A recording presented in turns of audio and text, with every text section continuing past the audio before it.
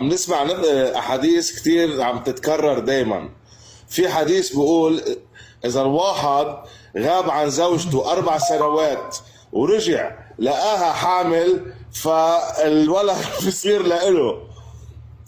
هيدي بالشافعي نعم. والمالكي. نعم. يعني كيف هيك 4 سنوات؟ نعم. أخي خلينا نتكلم أخونا، بارك الله فيك. خلينا نتكلم. تفضل. كيف سمعتك أنا؟ تفضل. أنا تطرقت له سابقا، لعلك أنت لم اكتمل مايكك ويمك ضجيج.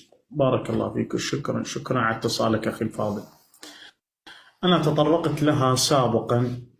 من غاب عن زوجته في علماء السنة عندهم فتوى: من غاب عن زوجته 4 سنوات فإن ولدت فيكون هذا الولد لا إشكال فيه عند أهل السنة. نعم، فتوى أبو حنيفة وفتوى إمامهم الشافعي وإمامهم أحمد بن حنبل.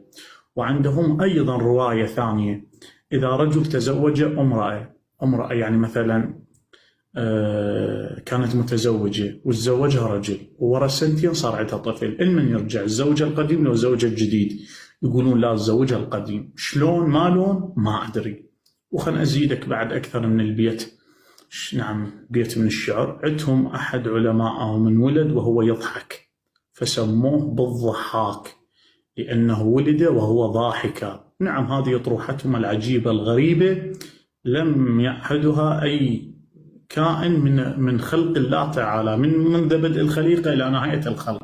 فتاوى ما أنزل الله بها من سلطان. ما أدري مين يجيبونها، شو يصفطوا، شو يقتنعون بها، ما ندري.